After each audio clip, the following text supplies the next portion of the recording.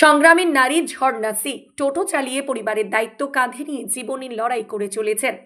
রামনগরের কাদুয়া পঞ্চায়েতের সংগ্রামী নারী ঝর্ণা সি টোটো চালিয়ে পরিবারের দায়িত্ব কাঁধে নিয়ে জীবনের লড়াই। রামনগর বিধানসভার অন্তর্গত কাদুয়া পঞ্চায়েতের মানিকা বাঁচনা শ্মশানকালীন মন্দিরের পাশে সরকারি পিডব্লিউডি জায়গায় বাস করেন এবং সংগ্রামী নারী ঝর্ণা সি স্বামীর অসুস্থতার পর থেকে সংসারে যাবতীয় দায়িত্ব নিজের কাঁধে তুলে নিয়েছেন তিনি। জীবনের প্রতিকূলতার মধ্যেও হাল না ছেড়ে সাহস ও পরিশ্রমকে সঙ্গী করে এগিয়ে চলেছেন এই নারী। স্বামী আসির সি একসময় দিন মজুরের কাজ করতেন, কিন্তু একটি দুর্ঘটনার পর তিনি আর কাজ করতে পারেননি। সেই থেকে শুরু হয় ঝর্ণা দেবী সংগ্রামের গল্প। মেয়ের মাত্র 2 বছর পরে বদলে যায় সংসারের চিত্র। কখনো সবজি বিক্রি, কখনো মাছের ব্যবসা, কখনো আবার সাইকেল করে ফেরি। সংসার চালানোর জন্য এক মুহূর্ত থেমে থাকেননি। বর্তমানে ঝর্ণা দেবী টোটো চালিয়ে জীবিকা নির্বাহ করছেন।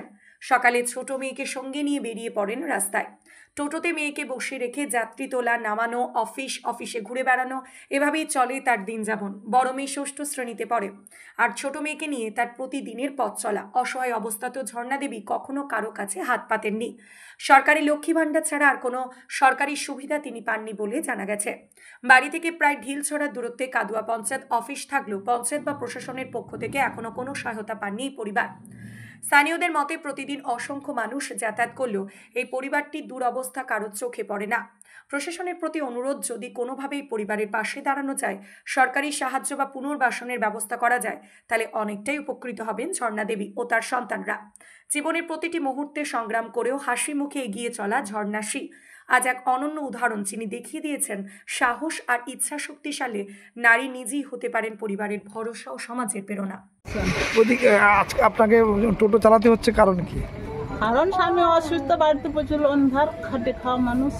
আর সেটা কী করবে, স্বামী অসুস্থ, 2 বাচ্চাকে তো পড়াশোনা করে মানুষ করাতে হবে। মাছের ব্যবসা করি। কি মাছের ব্যবসা করে?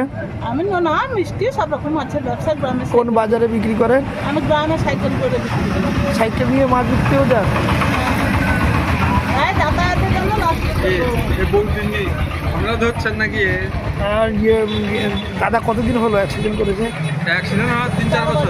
হ্যাঁ, 6 বছর মতো। 6 বছর যাবে। বড় মেয়েটা বিশ্বজিৎ 2 বছর, মানে মেয়েটা বড় মেয়ে 2 বছর হয়েছিল, 9 বছর হয়ে পারছিল, 6 বছর মতো। ছেলে মেয়ে কজন? 2জন মেয়ে। আর কতদিন থেকে এই সংগ্রামটা করছেন বৌদি? সংগ্রাম আমি আমার স্বামী অ্যাক্সিডেন্ট মানে বিয়ে করেছি, বিয়ের 2 বছর পর থেকে আমাকে সংগ্রাম করতে হচ্ছে। বিয়ে করার 2 বছর আমিও পড়াশোনাও করেছি। কোন ক্লাসে পড়াশোনা করেছেন? উচ্চ মাধ্যমিক ইংলিশের আছে কপালকুণ্ডা। আমার স্বামীও শিক্ষিত, সবাই শিক্ষিত। আবার ছেলে মেয়েকে তো মানুষ করতে হবে, নিজেরা কিছু না পারে। আমি পুলিশে যাওয়ার জন্য করেছিলাম, সংগ্রাম করেছিলাম সব কিছু করেও জীবনে। তাহলে আমি পুলিশের জন্য, পুলিশ, রেলওয়ে সব কিছুই প্র্যাকটিস করেছি, সব কিছুই যাওয়ার জন্য সব কিছুই করেছিলাম। লাস্টে কী করবো, মানুষ বাঁচতে হবে, বাঁচার জন্য। এই টোটোটা কি পুরনো না নতুন? না, পুরনো কিনেছেন। কতদিন হলো চালাচ্ছেন? আমি চালাচ্ছি মানে লাস্টে বাধ্য না হয়ে 1 মাস মতো চালাচ্ছি। এর মাঝখানে যখন টোটো না নিয়ে যাও তো মাছ বিক্রি করতেও যাচ্ছ? না, মাছ নিয়ে বিক্রি করতে হচ্ছে না, সাইকেল নিয়ে যাই। সাইকেল যাতায়াতে এখন তো আর একটা যে যার বয়সের সময় তো তারপরে সাইকেলে গেলে পরিশ্রম বেশি হবে। যাতায়াত করে আমি তো দূরে দীঘা মাছ আনতে গেলে টাকা কম হবে। সেই হিসাবে যদি যাতায়াত আমার ঠিক থাকে, তাহলে আমি যেখান থেকে ছুটি হাটে বাজারে।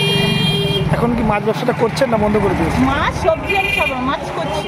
মাছ সবজি কোন বাজারে বিক্রি করেন? এমনি করতাম, দেবালে করতাম, মাইতি হাটে করতাম, গাঁ হাট মানে ওই মানকাবাসন গ্রামের হাটে করতাম, এগুলোই করতাম। না হলে ওই মানে মাইতি হাট থেকে কোলাপুজা থেকে বিষ্ণুকে করতে গোটা সাইকেলগুলো আমি করি। পঞ্চায়েত থেকে কোনো সুযোগ সুবিধা?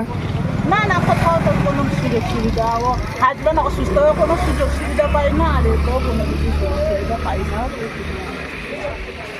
আপনি লক্ষ্মী ভাণ্ডার পাচ্ছেন? হ্যাঁ, লক্ষ্মী ভাণ্ডার পাচ্ছি, আর কোনো কিছু সুযোগ সুবিধাও নেই। বাবু বাজে ফেলছিস কেন?